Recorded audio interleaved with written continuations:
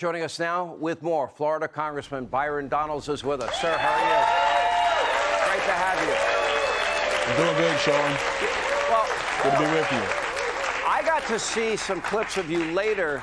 You were up against, what, 4 or 5 liberals all at once. It's like, 4 or 5 on one. But you got your points across. What is it about Donald Trump, or any conservative for that matter, that seems to trigger the mob and the media?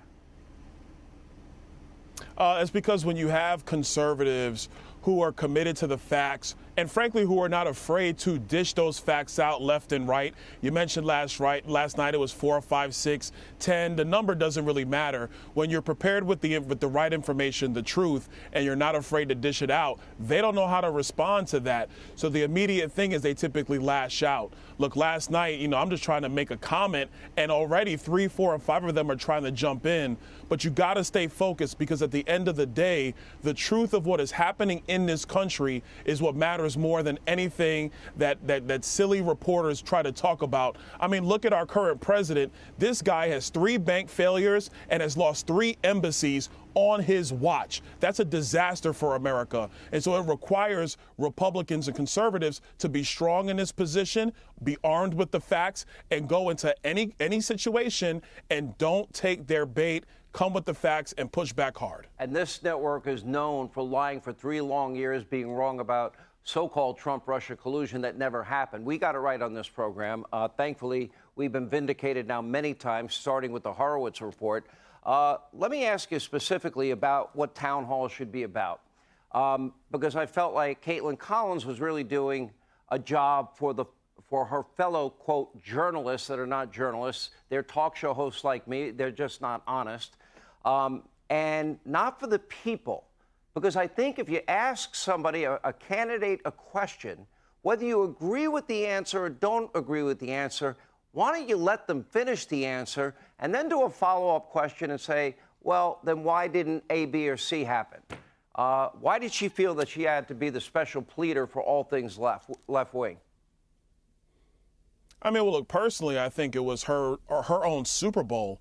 I mean, look, Caitlyn's been doing this a long time. I've done interviews with her on that network, and I think that this was her time in the spotlight, being opposite the #1 guy in our party, being Donald Trump. So I think that's part of it. Number 2, it was clear that CNN's position was to do anything they could to keep bringing up all of the old stuff, all of the narratives that they continue to push, and to ignore the realities of what's happening in America today.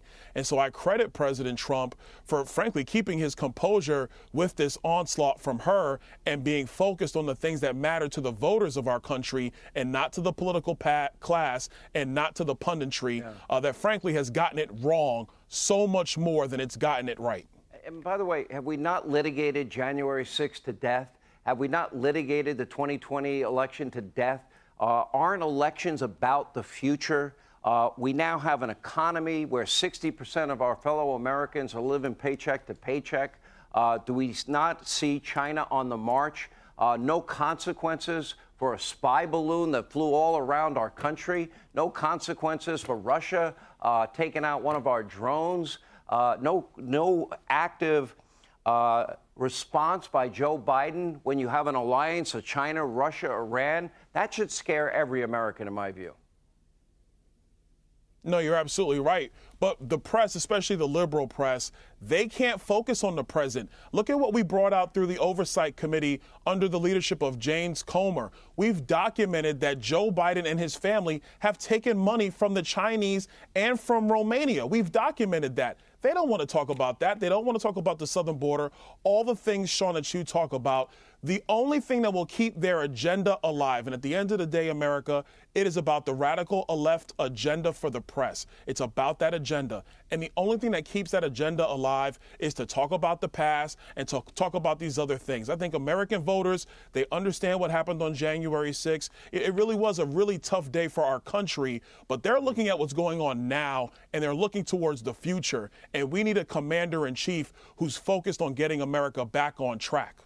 All right, Congressman Byron Donalds, thank you. We appreciate you being with us. Hey, Sean Hannity here. Hey, click here to subscribe to Fox News YouTube page and catch our hottest interviews and most compelling analysis. You will not get it anywhere else.